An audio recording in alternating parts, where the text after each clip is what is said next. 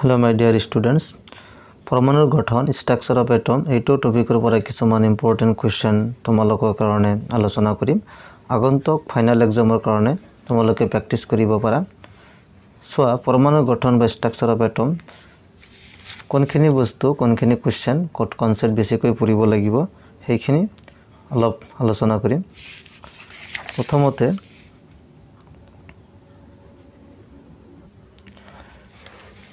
ইয়াতে ক্যাথোড ৰশ্মি বা ক্যাথোড ৰে বা ক্যাথোড ৰশ্মি কণা ক্যাথোড ৰশ্মি কাক বলে এটো তোমালোকে অলপ চাই লবা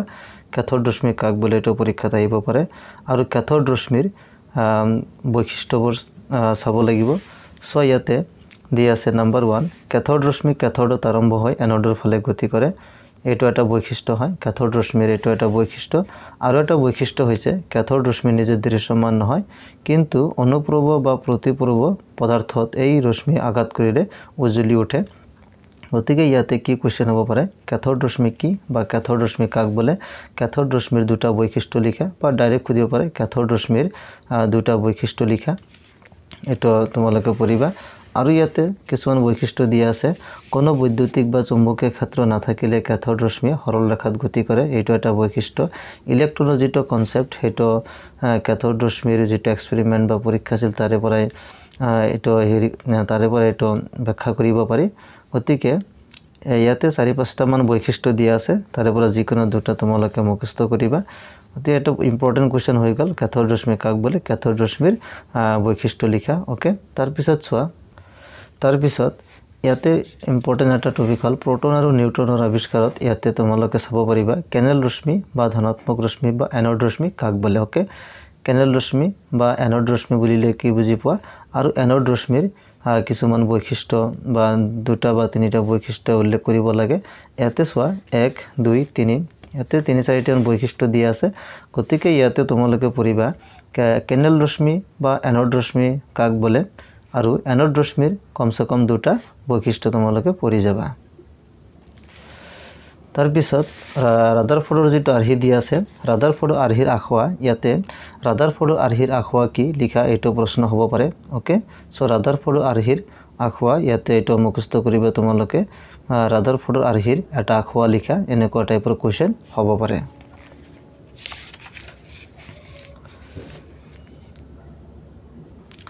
তাৰ পিছত সো আৰু এটা ইম্পৰ্টেন্ট টপিক হেটো হল সমস্থানিক আৰু সমবাৰী বহুত ইম্পৰ্টেন্ট হয় আইসোটোপ এন্ড আইসোবাৰ সমস্থানিক আৰু সমবাৰী বুলিলে কি বুজা এটো ডেফিনেশন বা সংজ্ঞা কাক বলে মুখস্থ কৰিব পাৰিবা মুখস্থ কৰিব লাগিব আৰু তাৰ পিছত হাইড্ৰোজেনৰ সমস্থানিক কেইটা আৰু কি কি এটো তোমালোক অলপ পঢ়ি চাবা ইয়াতে দিয়া আছে চোৱা হাইড্ৰোজেনৰ সমস্থানিক তিনিটা এটা হৈছে প্ৰচিয়াম আৰু এটা হৈছে ডয়টেৰিয়াম আৰু এটা হৈছে ট্ৰিচিয়াম ওকে গতিকে পৰীক্ষা সুধিব পাৰে সমস্থানিক কাক বলে বা হাইড্ৰোজেনৰ সমস্থানিক কেইটা বা হাইড্ৰোজেনৰ সমস্থানিকত থকা প্ৰোটন ইলেক্ট্ৰন বা নিউট্ৰনৰ সংখ্যা কিমানটা হ'ব এমসিকিউ সুধিব পাৰে বা ডাইৰেক্ট কোৱেশ্চন সুধিব পাৰে ওকে আৰু ইয়াতে দিয়া আছে কাৰ্বনৰ সমস্থানিক 12 কাৰ্বন 6 13 কাৰ্বন 6 আৰু 14 কাৰ্বন 6 ইয়াতে কাৰ্বনৰ সমস্থানিক কেইটাত বা 12 কাৰ্বন 6 কিমানটা প্ৰোটন আছে কিমানটা নিউট্ৰন আছে এনেকুৱা টাইপৰ প্ৰশ্ন সুধিব পাৰে বা সমস্থানিক কাক বলে উদাহৰণ দিয়া বা সমবাৰী কাক বলে উদাহৰণ দিয়া ওকে তাৰ পিছত উদাহৰণ 2.1 এটো বহুত ইম্পৰ্টেন্ট হয় ব্ৰোমিন 3580 থকা প্ৰোটন নিউট্ৰন আৰু ইলেক্ট্ৰনৰ সংখ্যা গণনা কৰা এনেকুৱা টাইপৰ প্ৰশ্ন সুধিব পাৰে ইয়াতে এলিমেন্ট বা মৌলটো চেঞ্জ কৰি দিব পাৰে গতিকে প্ৰোটন নিউট্ৰন আৰু ইলেক্ট্ৰনৰ সংখ্যা কেনেকৈ গণনা কৰিব লাগে এটো অলপ চাবা ইয়াতে এটো কৰি দিয়া আছে প্ৰথমতে প্ৰেক্টিস কৰিবা ওকে তাৰপিছত উদাহৰণ 2.3 এনেকুৱা নিউমেৰিকেল প্ৰবলেম অংক টাইপৰ কোৱেশ্চন সুধিব পাৰে দিল্লী অনাতাৰ কেন্দ্ৰ বিবিধ ভাৰতীৰ পৰা কিলোহাৰ্টজ কম্পনাংকত অনুষ্ঠান প্ৰচাৰিত হয় এই বিদ্যুৎ চুম্বকীয় বিকিৰণ তৰংগ দৈৰ্ঘ্য গণনা কৰা এই বিকিৰণ বিদ্যুৎ চুম্বকীয় বৰ্ণালীৰ কোন অংশৰ অন্তৰ্গত ওকে এনেকুৱা টাইপৰ কোৱেশ্চন তোমালোকে চাই যাবা আৰু এফালে সমাধান কৰি দিয়া আছে সো এফালে সমাধান কৰি দিয়া আছে to practice কৰিবা আৰু এটা ইম্পৰ্টেন্ট কোৱেশ্চন হল উদাহৰণ 2.4 দৃশ্যমান পোহৰৰ পৰিসৰ হল বেঙুনীয়াৰ পৰা ৰঙা এই তৰংগ দৈৰ্ঘ্যম কম্পনাংকত প্ৰকাশ কৰা এটো চাব পাৰা উদাহৰণ 2.5 এটা মোস্ট ইম্পৰ্টেন্ট হয় হালধীয়া পোহৰৰ তৰংগ দৈৰ্ঘ্য 5.00 আংষ্ট্ৰম হলে তৰংগ সংখ্যা আৰু কম্পনাংক গণনা কৰা এটা ভালকৈ চাই যাবা উদাহৰণ 2.5 এটা বেছি ইম্পৰ্টেন্ট হয় তাৰপিছত চাবা কৃষ্ণকায় বিকিৰণ বা ব্ল্যাক বডি ৰেডিয়েশন কাক বলে যেটো বস্তু তাৰ ওপৰত আপতিত প্ৰায় সকলোখিনি বিকিৰণ শোষণ কৰিব পাৰে তাকে কৃষ্ণকায় বিকিৰণ বা ব্ল্যাক বডি ৰেডিয়েশন বলে কৃষ্ণকায়টো যি বিকিৰণ শোষণ কৰে হিয়া নিৰ্গত কৰে কৃষ্ণকায় যেনেদৰে এটা ভাল শোষক তেনেদৰে এটা উত্তম নিৰ্গতকাৰী শোষণ কৰাৰ পাছত কৃষ্ণকায়টো নিৰ্গত কৰা বিকিৰণে হল কৃষ্ণকায় বিকিৰণ বা ব্ল্যাক বডি ৰেডিয়েশন এটো চমটকা হদিব পাৰে চমটকা লিখে কৃষ্ণকায় বিকিৰণ ব্ল্যাক বডি ৰেডিয়েশন বা ব্ল্যাক বডি ৰেডিয়েশন বুলিলে কি বুজিব গতিকে এইখিনি অলপ পঢ়ি লবা তাৰপিছত ইয়াতে দি আছে প্লাংকৰ কোৱান্টাম তত্ত্বৰ যেটো ফৰ্মুলা আছিল E = h nu ইয়াতে প্লাংকৰ ধ্ৰুৱক খুদিছে প্লাংকৰ ধ্ৰুৱক h ৰ মান কিমান 6.626 * 10⁻³ জুল সেকেন্ড এটো তোমালোকে প্ৰেক্টিস কৰিবা MCQ হদিব পাৰে প্লাংকৰ ধ্ৰুৱকৰ একক কি তেনেহলে কি হ'ব জুল সেকেন্ড ওকে বা প্লাংকৰ ধ্ৰুৱকৰ মান কিমান 6.626 * 10⁻³ জুল সেকেন্ড তাৰপিছত আৰু এটা ইম্পৰ্টেন্ট টপিক হৈছে আলোক বিদ্যুৎ প্ৰভাৱ ইয়াতে প্ৰশ্ন কি হ'ব পাৰে আলোক বিদ্যুৎ প্ৰভাৱ কাক বলে আলোক বিদ্যুৎ প্ৰভাৱৰ ফলাফল এটো তোমালোকে চাবা আলোক বিদ্যুৎ প্ৰভাৱৰ যেটো ডেফিনেশন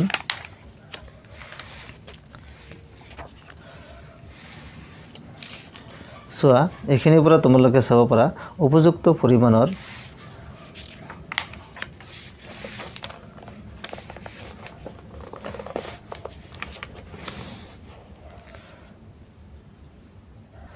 উপযুক্ত পৰিমাণৰ শক্তি সম্পন্ন পোহৰ কোনো ধাতুৰ ওপৰত আপতিত হোৱাৰ ফলত ধাতুটোৰ পৰা ইলেক্ট্ৰন নিৰ্গত হোৱা পৰিঘটনাটোক কি বলে আলোক বিদ্যুৎ প্ৰভাৱ বলে ওকে এটো ডেফিনেশন মুখস্থ কৰিবা তাৰ পিছত আলোক বিদ্যুৎ প্ৰভাৱৰ ফলাফল ইয়াতে তিনিটা দি আছে এইখিনি অলপ চাই লবা ইয়াতে কাৰ্যফলনৰ এটা সম্পৰ্ক দি আছে এটো আইনষ্টাইনৰ সমীকৰণ বুলি কোৱা হয় h nu - h nu not equal to half of mv square h nu equal to h nu not plus half of mv square এটো সমীকৰণ অলপ প্ৰেক্টিস কৰিবা এটোৰ পৰা নিউমেৰিকেল আহিব পাৰে সো ইয়াতে দি আছে উদাহৰণ 2.6 আইনষ্টাইনৰ সমীকৰণ ইয়াতে এপ্লাই কৰি সমাধান কৰিব পাৰিব 5.10⁻14 হাৰ্টজ কম্পনাংক বিশিষ্ট এক মোল ফটনৰ শক্তি গণনা কৰা বহুত ইম্পৰ্টেন্ট হয় ইয়াতে ফটনৰ শক্তি গণনা কৰিব লাগে কম্পনাংক নিউৰ মান দিয়া আছে ফটনৰ শক্তি যেটো ফৰ্মুলা আছিল E = h nu h ৰ মান আমি জানো নিউৰ মান দিয়া আছে গতিকে এটো ক্যালকুলেশন কৰি এটো পালো এক মোল ফটনৰ শক্তি কাৰণে কি কৰিব লাগিব এভোগাড্ৰোৰ যেটো সংখ্যা আছে 6.022 * 10⁻23 এটো দি কি কৰিব লাগিব পূৰণ কৰিব লাগিব গতিকে উদাহৰণ 2.6 এটো অলপ ভালকৈ প্ৰেক্টিস কৰিবা তাৰ পিছত উদাহৰণ 2.7 এটো প্ৰেক্টিস কৰিব পাৰা এটো কৰি দি আছে জাস্ট প্ৰেক্টিস কৰিব লাগিব তাৰ পিছত উদাহৰণ 2.9 এটো প্ৰেক্টিস কৰিব পাৰা এটা ধাতুৰ প্ৰভাৱ হালি কম্পনাংকৰ নিউনতৰ মান দিয়া আছে ধাতুটোৰ ওপৰত 1.0 * 10⁻15 per second কম্পনাংকৰ বিকিৰণ আপতিত হলে নিৰ্গত হোৱা ইলেক্ট্ৰনৰ গতি শক্তি নিৰ্ণয় কৰা এটো চাই যাবা তাৰ পিছত হাইড্ৰজেনৰ ৰেখা বৰ্ণালী এটো অলপ চাবা হাইড্ৰজেনৰ ৰেখা বৰ্ণালী যেটো প্ৰকাৰ দিয়া আছে বামাৰ শ্ৰেণী দিয়া আছে লাইমেন শ্ৰেণী পাস্কেল শ্ৰেণী প্ৰেকাৰ শ্ৰেণী ফাৰ্ন শ্ৰেণী এইবিলাকৰ যেটো ৰেঞ্জ দিয়া আছে ইয়াৰ ভ্যালু বিলাক চাবা এনৰ মান কিমান হলে বামাৰ শ্ৰেণী হ'ব এনৰ মান কিমান হলে লাইমেন শ্ৰেণী হ'ব পাস্কেল শ্ৰেণী হ'ব এটো MCQ ফৰ্মতো খুদিব পাৰে আৰু এটা কনসেপ্ট এটো তোমালোকে চাবা এটা নিৰ্দিষ্ট স্থিতি অৱস্থাত ইলেক্ট্ৰন এটা কৌণিক ভৰবেগৰ মান MeVr = n/2 = n(h) ক্ৰছ এটো সম্পৰ্ক চাবা এটা কৌণিক ভৰবেগ এটো বৰৰ আৰ্হিমতে আমি এটো পাও গতিকে ইয়াৰ পৰা শৰ্ট কোৱেশ্চন খুদিব পাৰে MCQ খুদিব পাৰে তাৰ পিছত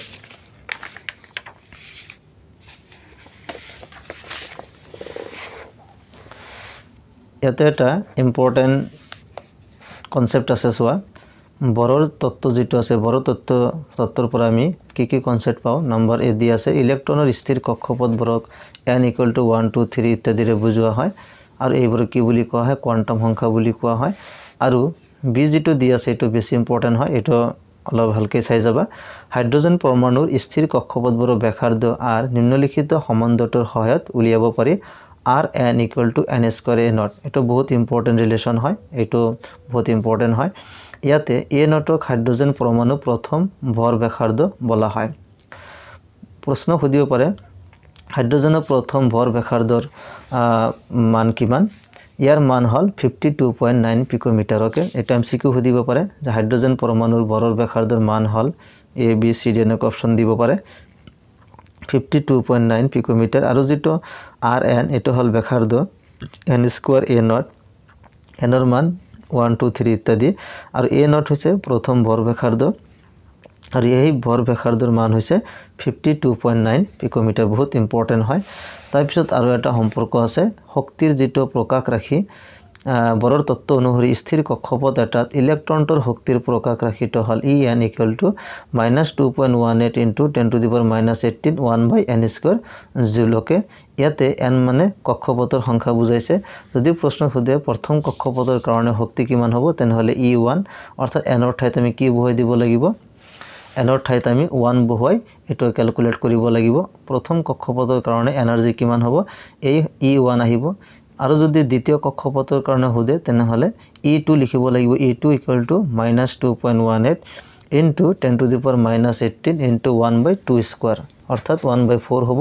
ইয়াক 4 দি ডিভাইড কৰিলে যি ভ্যালু পাম হেতু হ'ব আমাৰ आंसर বা তৃতীয় কক্ষপথৰ কাৰণে এনাৰ্জি সুধিলে কি লিখিব লাগিব E3 লিখিব লাগিব আৰু ইয়াতে 3² হ'ব একেদৰে চতুৰ্থ কক্ষপথৰ কাৰণে 4² পঞ্চম কক্ষপথৰ কাৰণে 5² এনেকৈ আপোনালোকে ক্যালকুলেশন কৰিব পাৰিব ওকে এটো বহুত ইম্পৰ্টেন্ট হয় এনাৰ্জিৰ প্ৰকাশ ৰাখি এটো মুখস্থ কৰিবা আৰু এটো এপ্লাই কৰি প্ৰথম কক্ষপথ দ্বিতীয় কক্ষপথ বা তৃতীয় কক্ষপথৰ শক্তি কিমান হ'ব হেতু উলিয়াব লাগে ওকে তাৰপিছত আৰু এটা ইম্পৰ্টেন্ট কনসেপ্ট হল হাইড্ৰোজেন সদৃশ পৰমাণু ওকে হাইড্ৰোজেন সদৃশ পৰমাণুৰ ইলেক্ট্ৰনৰ শক্তিৰ পৰমাণুৰ ইলেক্ট্ৰনৰ শক্তিৰ যেটো প্ৰকাশ ৰাখি হেতু হল En = -2.18 × 10⁻18 Z²/n² জুল এটো হাইড্ৰোজেন পৰমাণু হাইড্ৰোজেন সদৃশ পৰমাণুৰ কাৰণে যেনেকুৱা helium plus lithium 2 plus beryllium 3 plus এইবিলাক হৈছে হাইড্ৰোজেন সদৃশ পৰমাণু হাইড্ৰোজেন সদৃশ পৰমাণু বিলাক হল জীৱ পৰমাণুত কেৱল এটা ইলেক্ট্ৰন থাকে আমি জানো হাইড্ৰোজেনত এটা ইলেক্ট্ৰন থাকে গতিকে এটা ইলেক্ট্ৰন থকা জীৱৰ স্পেচিছ অৰ্থাৎ আয়ন আহিব হেবিলাক হাইড্ৰোজেন সদৃশ পৰমাণু বুলি কোৱা হয় যেনেকুৱা হিলিয়াম প্লাস হিলিয়ামত দুটা ইলেক্ট্ৰন প্লাস থকা কাৰণে এটা কম হ'ব সেই কাৰণে 1 লিথিয়ামত কেইটা ইলেক্ট্ৰন থাকে তিনিটা কিন্তু ইয়াতে লিথিয়াম 2 প্লাস দি আছে সেই কাৰণে এতে এটা ইলেক্ট্ৰন হ'ব বেৰিলিয়ামত 4টা ইলেক্ট্ৰন থাকে কিন্তু ইয়াতে বেৰিলিয়াম 3 প্লাস অৰ্থাৎ তিনিটা ইলেক্ট্ৰন মাইনাস কৰিব লাগিব সেই কাৰণে বেৰিলিয়াম 3 প্লাসত কেইটা ইলেক্ট্ৰন আছে এটা ইলেক্ট্ৰন আছে সেই কাৰণে এইবোৰ আয়নক কি বুলি কোৱা হয় হাইড্ৰোজেন সদৃশ পৰমাণু বুলি কোৱা হয় ওকে সো হাইড্ৰোজেন সদৃশ পৰমাণুৰ ক্ষেত্ৰত শক্তিৰ প্ৰকাশ ৰাখি হল -2.18 × 10⁻18 Z²/n² Z মানে হল পৰমাণু ক্ৰমাঙ্ক যেনেকুৱা হাইড্ৰোজেন থাকিলে 1 হিলিয়াম থাকিলে 2 লিথিয়াম থাকিলে 3 বেৰিলিয়াম থাকিলে 4 এটো ভ্যালু হ'ব লাগিব ঠিক একেদৰে Rn মানে হৈছে ব্যাসাৰ্ধ কক্ষপথৰ ব্যাসাৰ্ধ n = 1 হলে r1 আহিব n = 2 হলে r2 আহিব গতিকে 52.9 n²/z পিকোমিটাৰ ওকে ইয়াত z হল পৰমাণু ক্ৰমাঙ্ক যেনেকৈ হিলিয়ামৰ ভাবে z ৰ মান কিমান হ'ব 2 লিথিয়ামৰ ভাবে z = 3 ইত্যাদি ওকে গতিকে এটো হল হাইড্ৰোজেন সদৃশ পৰমাণুৰ শক্তিৰ প্ৰকাশ ৰাখি আৰু এটো হল কক্ষপথৰ ব্যাসাৰ্ধৰ প্ৰকাশ ৰাখি তাৰপিছত আৰু এটা ইম্পৰ্টেন্ট কনসেপ্ট ইয়াতে দিছে লাইমেন শ্ৰেণীৰ ভাবে যেটো ওয়েভ নাম্বাৰ বা তৰংগ সংখ্যা 1/λ = 1.09677 × 10⁷ 1/ni² - 1/1² per meter এটো ni = 23 এটো হল আমাৰ লাইমেন শ্ৰেণীৰ কাৰণে ঠিক পাস্কেল শ্ৰেণীৰ কাৰণে এটো আহিব n1 ৰ মান 4 আহিব আৰু ব্ৰেকেট শ্ৰেণীৰ কাৰণে i ৰ মান অৰ্থাৎ ni অৰ্থাৎ ইনিশিয়াল প্ৰাৰম্ভিক যেটো কক্ষপথ 5 আহিব আৰু ফাৰ্ন শ্ৰেণীৰ কাৰণে কিমান আহিব 6 আহিব ওকে ইয়াতে বহুত ইম্পৰ্টেন্ট এটা কোৱেশ্চন উদাহৰণ 2.10 এটো অলপ ভালকৈ প্ৰ্যাকটিস কৰি যাবা হাইড্ৰোজেন পৰমাণু ইলেক্ট্ৰনটোৰ n = 5 স্থিতিস্থাৰ পৰা n = 2 স্থিতিস্থালৈ সংক্ৰমণ হলে নিৰ্গত হোৱা ফটনৰ কম্পনাঙ্কৰ তৰংগ দৈৰ্ঘ্য গণনা কৰা বহুত ইম্পৰ্টেন্ট হয় এটো অলপ ভালকৈ চাই যাবা ইয়াতে ni ৰ মান দিয়া আছে nf ৰ মান দিয়া আছে জাস্ট ফৰ্মুলাত পাতি দি ক্যালকুলেশন কৰিব লাগে ওকে গতি এখিনি লৈকে এটো প্ৰ্যাকটিস কৰিব বহুত ইম্পৰ্টেন্ট হয়